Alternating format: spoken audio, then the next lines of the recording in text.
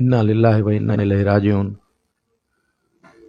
मां अॼु हीउ जेको इन्ना लिल्लाहि पढ़ियो आहे, मुंहिंजे ज़िले जो अमुन त अॻु में ई तबाह थियल हो, उन शऊर ऐं उन दानिशमंदी ते मां इन्ना लिल्लाहि पढ़ियो आहे, जेको असांजे ज़िले में उहो बि नापेद थी वियो।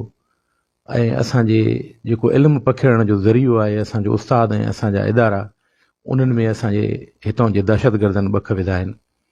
ॾाढो ॾुखाईंदड़ माहौल आहे।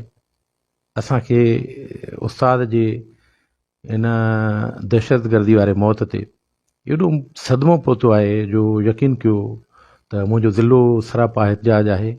यूनियंस ऐं जेको आहे शागिर्द असांजा ऐं हिन क़तल खां पोइ अञा जेको असां वटि थोरो तको अधो गाबरो ॿाहिराड़ी वारो स्कूल हले पियो, उन ते बि तमामु वॾो असरु पवंदो। ऐं मुंहिंजी नज़र में मां नथो सम्झां त को असांजा उस्ताद जेके आहिनि हाणे दूर दराज जे इलाइक़नि में जेके पोस्ट थियल आहिनि, उहे को स्कूल हलाईंदा या जेको आहे उनखे पंहिंजो यानी आसानी पैदा थींदी।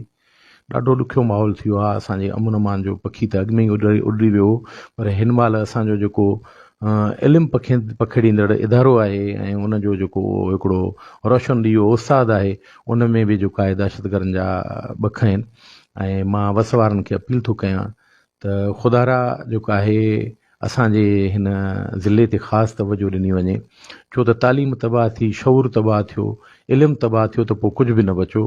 ऐं हीउ जेको आहे पोइ अहिड़ी बाहि में असां वकोड़जी वेंदासीं जंहिंमें जहालत ऐं अंधेरो हूंदो। मां वस वारनि खे इन हवाले सां तव्हांजे चैनल जे तवसुल